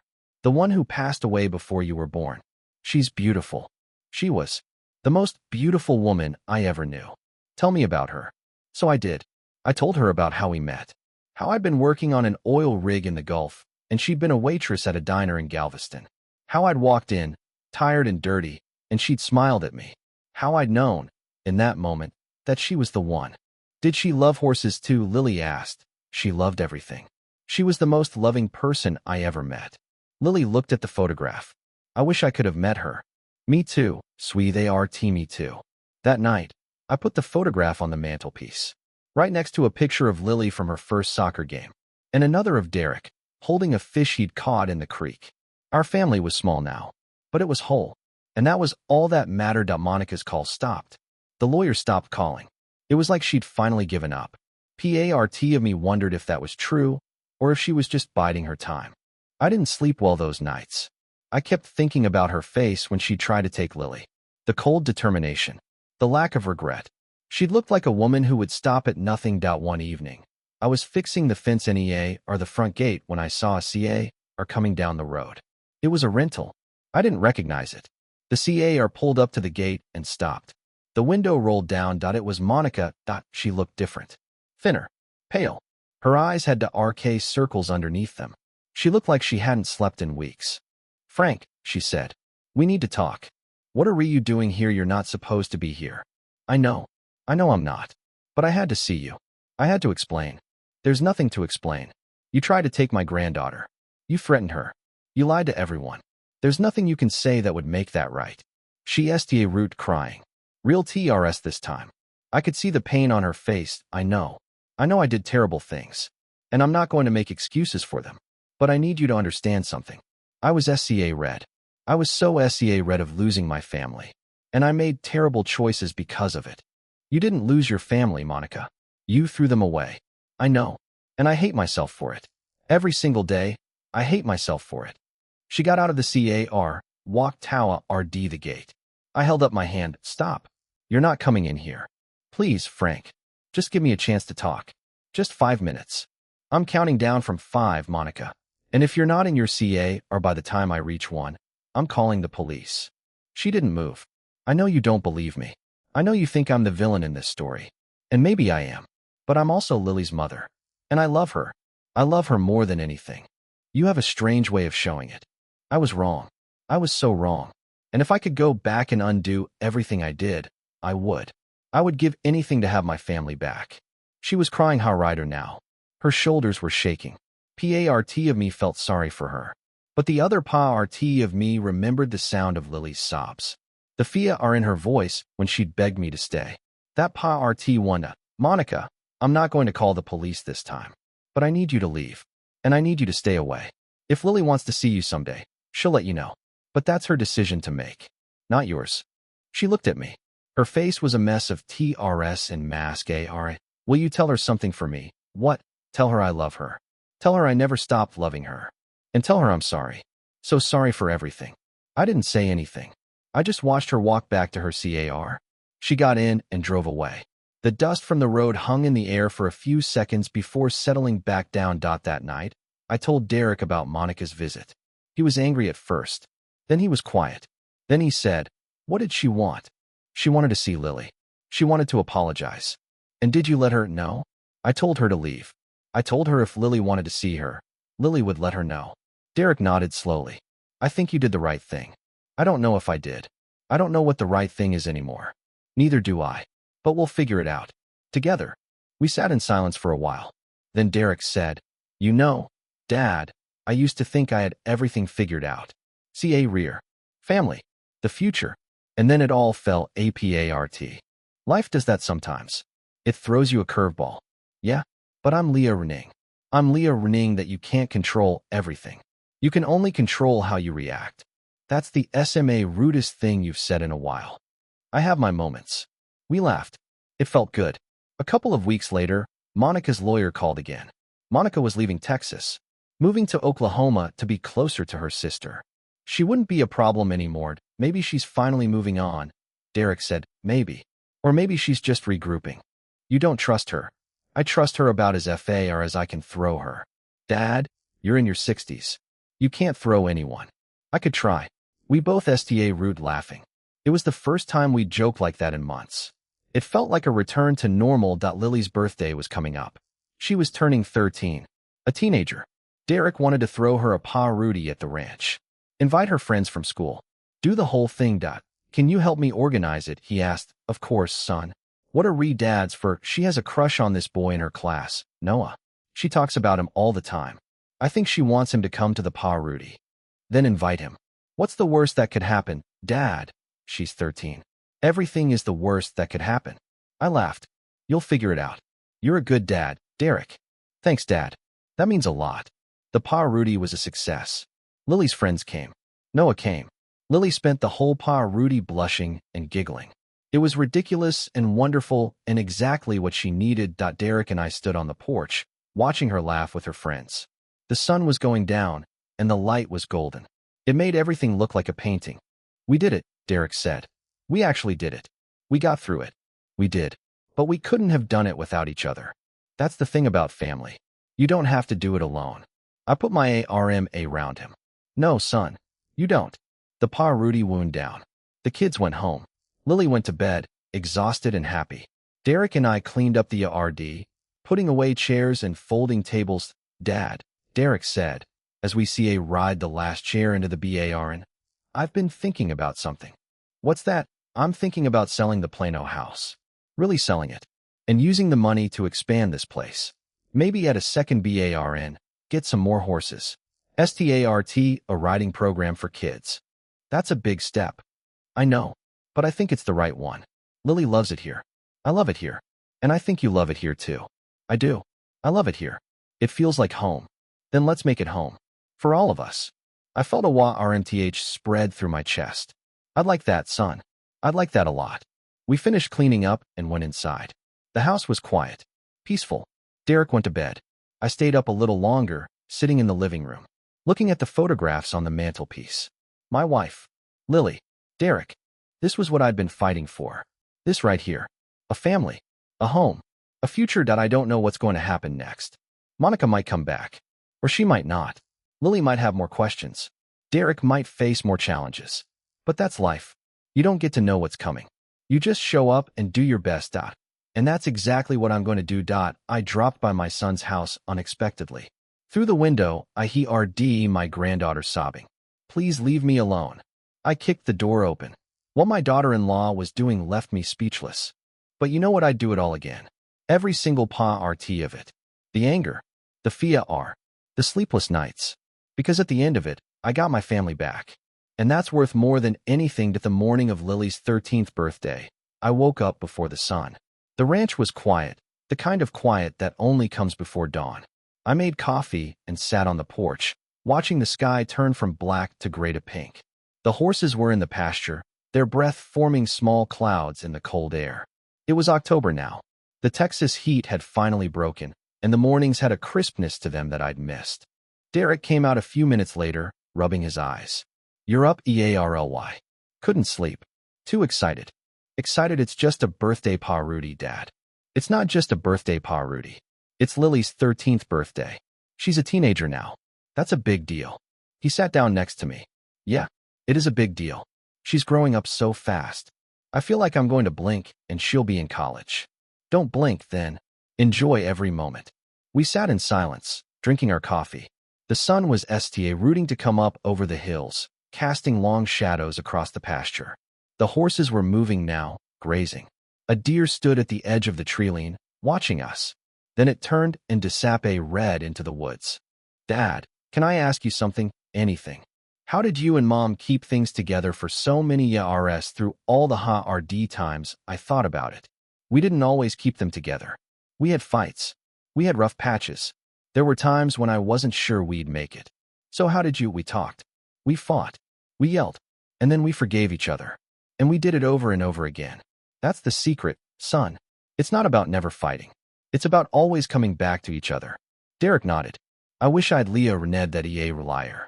Maybe things with Monica would have been different. Maybe. Or maybe she was always going to be who she was. You can't blame yourself for that. I try not to. But it's hard road. I know. It gets easier. I promise. We finished our coffee and getting ready for the Pa Rudy. Lily woke up at 7, her eyes bright with excitement. She came running down the stairs in her pajamas, her hair a wild mess. Dad. Grandpa. Is everything ready? Almost, sweet ART, Derek said. We've got a few more things to set up. Can I help? Of course you can. Go put some clothes on first, though. She ran back upstairs. Derek and I looked at each other and smiled. It was going to be a good day. That the Pa Rudy was small by most standards. Just Lily's close friends from school, a few neighbors, and us. We'd set up a table in the backyard with cake and presents. Derek had hired a local teenager to help with the horses so the kids could go on rides. Lily had been practicing all week, and she was eager to show off her skills. Noah's coming, right? She asked for the fifth time. Yes, honey. Noah's coming. And you'll be nice to him. I'm always nice, sweet. You weren't nice to the mailman yesterday. He was late with the package. Dad, I'm kidding, sweet. I'll be nice. The guests sta route arriving at noon. Lily's friends came in a wave of excited chatter and bright clothes. Noah showed up a little late, looking nervous. He was a tall kid, with sandy hair and a shy smile. He handed Lily a present wrapped in blue papered, "Happy birthday, Lily." Thanks, Noah. She was blushing. It was adorable. I watched from the porch as the kids ran around the yard, playing games and laughing. Derek was grilling burgers at the barbecue. The smell of smoke and meat filled the air. It felt like a real celebration, the kind we hadn't had in a long time. Lily opened her presents. There were clothes, books, gifts. Rds Noah had given her a necklace with a small horse charm. She put it on immediately and didn't take it off for the rest of the day. After the cake, Derek announced it was time for horseback rides. The kids cheered. Lily led the way to the barn, showing off her riding skills like a true cowgirl. She was a natural, the way she moved with the horse. It made me proud.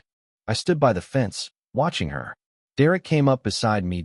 She's good, he said. She's great. She's better than I ever was. That's because she had a good teacher. I smiled. She had a good student. She listened. She practiced. She didn't give up when she fell. Like someone else I know. I looked at him. You're talking about me. I'm talking about all of us. We didn't give up. We kept going. And now we're here. I put my hand on his shoulder. Yeah, we're here. The Pa Rudy wound down around 5. The kids went home, tired and happy. Lily said goodbye to Noah, who promised to call her later. She watched his car drive away with a dreamy look on her face. He seems like a good kid. I said that he is. He's nice. You like him? I might. She blushed again. Don't tell Dad. Your secret's safe with me. She hugged me. Thanks, Grandpa. This was the best birthday ever. It was, wasn't it? She went inside to help Derek clean up. I stayed outside, looking at the ranch. The sun was setting, casting long shadows across the land. The horses were in the barn, eating hay. The air was cool and quiet. I thought about the day I'd kicked Derek's door open. The chaos, the anger, the fear. It felt like a lifetime ago. Everything had changed since then. We'd lost Monica. We'd left Plano. We'd built a new life out here. A better life. But even with all the progress, there were still days when I woke up with a knot in my stomach. Days when I wondered if Monica was really gone. Days when I worried about Lily and what she might be crying inside her. You doing okay, Dad? I turned around. Derek was standing behind me, a dish towel in his hand. I'm fine, son. Just thinking. About what? About how far we've come. He came and stood next to me. Yeah, we've come a long way. Remember when I kicked the door open, you looked at me like I was crazy. I thought you were crazy. I thought Monica was telling the truth about you. I know. But you listened. Eventually. It took me a while. I'm sorry about that. Don't be sorry. You were confused. You were trying to protect your family. That's what a good man does. And you never gave up on me. Even when I pushed you away. I never will. That's what fathers do. We stood there for a long time, watching the stars come out. The sky was clear, and the Milky Way was visible, a band of light stretching across the darkness. Dad, Derek said, I need to tell you something. Go ahead. I've been thinking a lot about the future. About what I want for Lily. For myself. For us. And I've decided to take a break from law. For good. I want to run this ranch. I want to teach kids how to ride. I want to be here for Lily every day. Not just on weekends. Not just when I'm not busy. Every day. I looked at him. That's a big decision. I know. But I've never been more sure about anything in my life. The law was my dad's dream. Your dream. Not mine. I never pushed you to be a lawyer, son. No. But I thought it was what you wanted. I thought if I became a lawyer, you'd be proud of me. I was already proud of you, Derek. I've always been proud of you. I know that now. But I didn't know it then. I spent my whole adult life trying to live up to your expectations, even when I didn't want to. And I don't want to do that anymore. I want to live my own life. I was quiet for a long time. Then I said, I'm sorry, son. I'm sorry I made you feel like you had to live up to anything. That was never my intention. I know it wasn't. But it happened anyway. And I'm not blaming you. I'm just saying, I'm finally ready to be myself. And I hope you're okay with that. I put my hand on his shoulder. Son, I'm not just okay with it. I'm proud of you. I'm proud of the man you've become. And I'm excited to see what you do with this place. Derek's eyes got wet. Thanks, Dad. That means more than you know. We hugged. It was a long hug, the kind that says everything words can't say. When we pulled apart, we were both wiping our eyes. Now, I said, let's go inside. I'm hungry. We walked back to the house. Lily was in the living room, curled up on the couch, watching TV. She looked up when we came in. Dad, can Grandpa read me a story tonight? Of course, sweet art, Derek said. Pick one out. She ran to her room and came back with a book. It was old, worn, with a faded cover. The same book I used to read to Derek when he was her age. The Little House on the Prairie. Great choice, I said. We sat on the couch. Lily curled up next to me, her head on my shoulder. I opened the book and root reading. The words came back to me like an old friend. I'd read this book so many times, I could almost recite it from memory. After a few pages, Lily was asleep. Her breathing was slow and steady. I closed the book and looked at Derek. He was sitting in the A-room chair, watching us. She's a good kid. I said, she's the best kid. I don't know what I'd do without her. You'd figure it out. You always do. He smiled. Thanks, Dad. For everything. Don't thank me, son. Thank yourself. You did the hard work. I couldn't have done it without you. I looked at Lily, sleeping peacefully. Then I looked at Derek. We did it together. That's what matters. I ride Lily to her room and tucked her in. She mumbled something in her sleep, a smile on her face. I kissed her forehead and walked back out. Derek was in the kitchen, cleaning up the last of the dishes. I grabbed a towel and root drying. Dad, can I ask you something else? Shoot. Are you going to stay here, on the ranch? I put down the dish I was drying. I was planning on it. Why? Because I want you to. I want you to stay here. For as long as you want. This is your home too now. I felt a lump form in my throat. Son, I don't want to be in the way. I don't want to intrude on your life. You're not intruding. You're Pa-RT of the family. You've always been Pa-RT of the family. Even when I was too stubborn to see it. I didn't say anything. I just pulled him into another hug. This time, I didn't let go for a long time. I'll stay, I said. For as long as you'll have me. Good. Because I need you. Lily needs you. We all need you. We finished the dishes in comfortable silence. The house was quiet, peaceful. The kind of quiet that comes after a long day of joy. I went to bed that night feeling something I hadn't felt in a long time. Peace. Real, genuine peace. The kind that comes from knowing you're exactly where you're supposed to be. The next few months were good. The ranch route to take shape. Derek and I fixed up the barn, added more stalls, and bought 3 more horses. Lily's riding skills improved faster than I'd expected. She route competing in small local shows. She won a few ribbons. She was beaming. Derek route a riding program for kids. He was a natural teacher. Patient, encouraging, and full of stories. The parents loved him. The kids loved him. He finally found something that made him happy. And me, I kept doing what I was doing. Fixing things. COO King.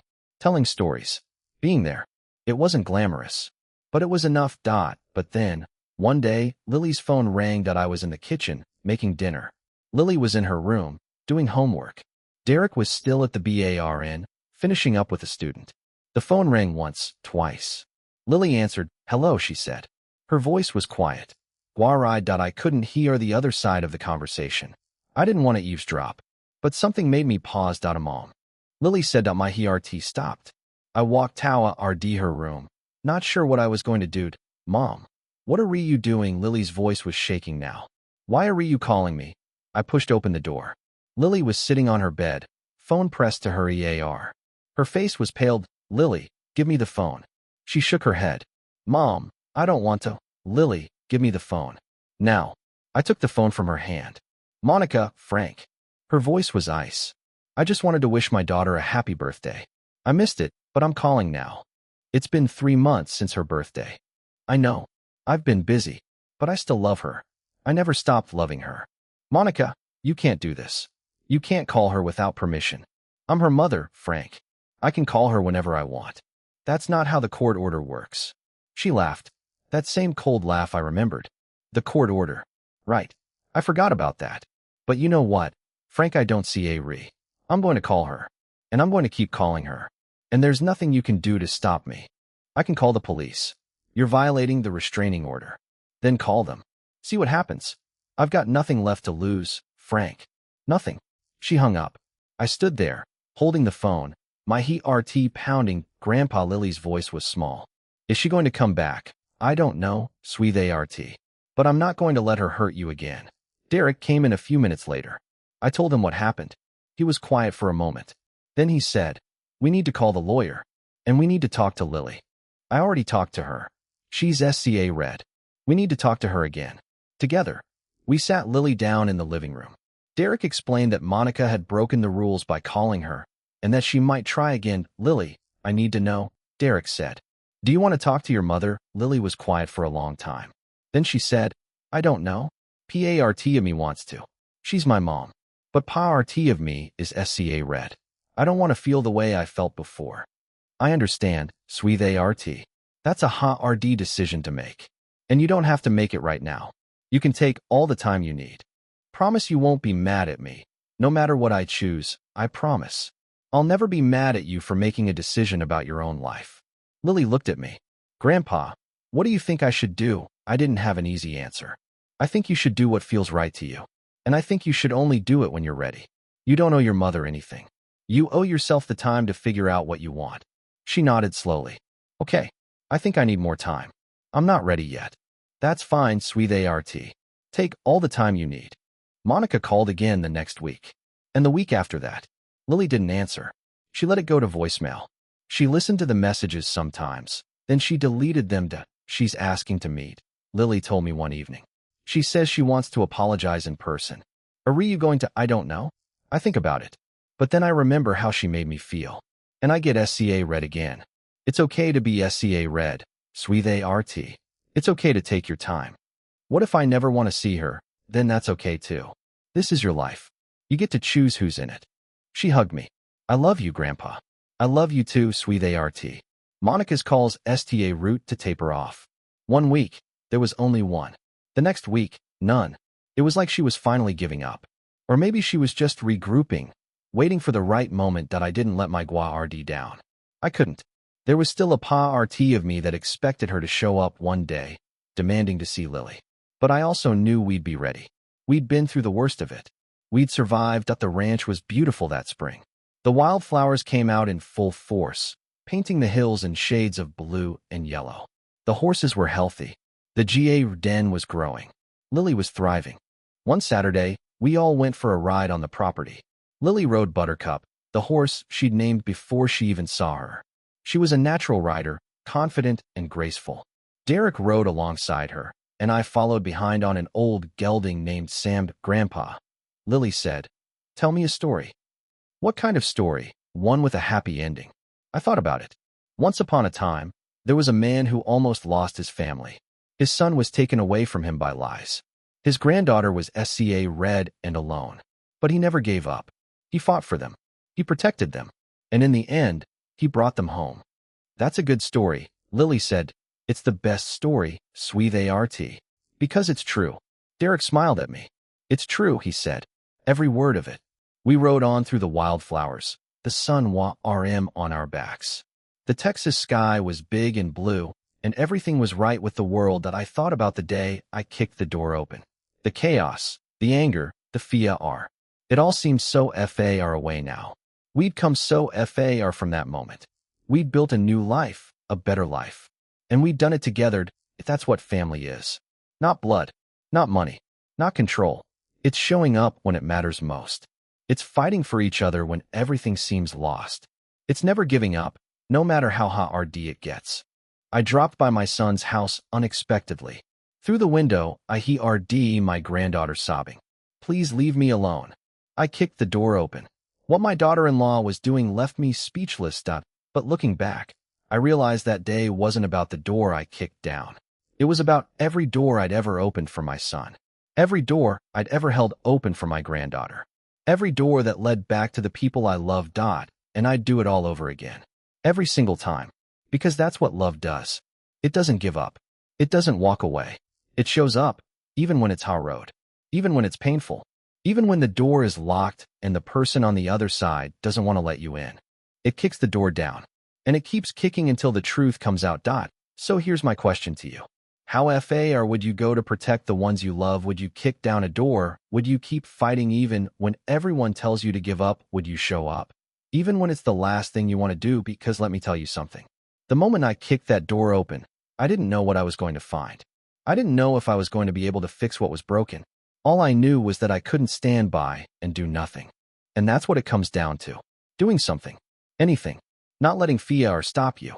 Not letting the lies win. Not giving up on the people who need you most. If this story meant something to you, if it made you think about your own family, your own relationships, then do me a favor. Share it. Not for me. For someone else who might need to hear it. Because somewhere out there, there's someone who's thinking about giving up. There's someone who's being lied to. There's someone who's about to walk away from the people they love. And maybe, just maybe, this story will give them the courage to stay. Subscribe to the channel for more stories about family, redemption, and second chances. Because there's always hope. Always a way, four-way road. Always a reason to keep fighting. And remember, sometimes, all it takes is one person who refuses to give up. One person who kicks the door down. One person who says, not on my watch.